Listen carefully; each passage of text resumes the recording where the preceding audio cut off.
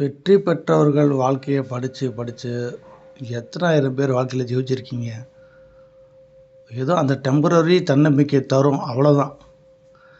தோல்வி அடைந்தவங்க வாழ்க்கை வரலாறு பெருசாக வெளியே வந்தாலும் அது மக்களால் அலட்சியம் பண்ண தான் பட்டுச்சு.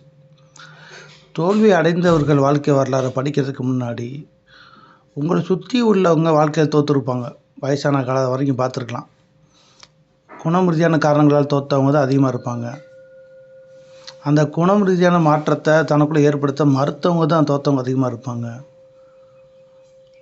கசப்பான நினைவுகளை பிடிச்சி தொங்கிக்கிட்டு இருக்கிறவங்க தான் வாழ்க்கையில் தோற்றவங்களாக இருப்பாங்க.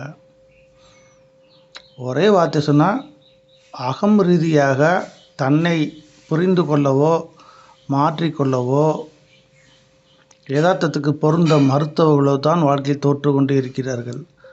அந்த உண்மையை தோற்றவர்கள் எழுதும் வரலாறுகள் தான் உணர்த்தும். தோற்றவர்கள் நிச்சயமாக உலக புகழ் பெற்றவர்களாக மட்டுமல்ல, தெருவிற்கு கூட தெரியாதவர்களாகத்தான் இருப்பார்கள். இருந்தாலும் பரவாயில்லை.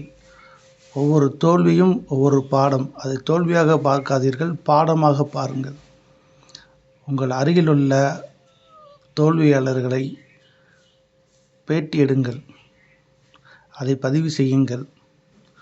எல்லா துறை சார்ந்த தோல்வியாளர்களையும் உங்களால் பார்க்க முடிந்த அளவு பார்த்து பேசி அதை பதிவு செய்து வைத்து கொள்ளுங்கள்.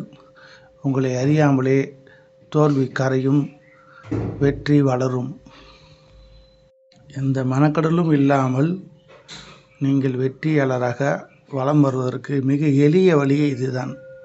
இதே போன்று உங்களுடைய தோல்விகள் என்ன? குணம் ரீதியாக மாற மறுப்பது எதனால்? கசப்பான உணர்வுகளை வெறுக்க மறுப்பது எதனால்? வெறுப்புணர்வை உங்கள் ஆட்டிற்கு வெறுப்புணர்வை களைவது எப்படி? இப்படி எல்லாத்தையும் தெரியவதற்குன்றாக உள்ளதை உள்ளபடி ஏற்றுக்கொள்ளுங்கள்.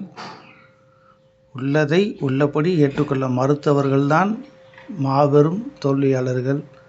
வயதான காலத்தில் விரக்தியிலும் வெறுப்புணர்வில் மட்டுமே அவர்களால் வாழ முடியும். அதில் பலருக்கு கொடூரமான நோய்களும் வந்துவிடும் என்பதை காலம் உணர்த்தி கொண்டுதான் இருக்கிறது. அந்த சிக்கலில் நீங்கள் மாட்டாமல் இருக்க தோல்வியை மதியுங்கள், தோல்விக்கு மரியாதை செய்யுங்கள், தோல்வியை கொண்டாடுங்கள்.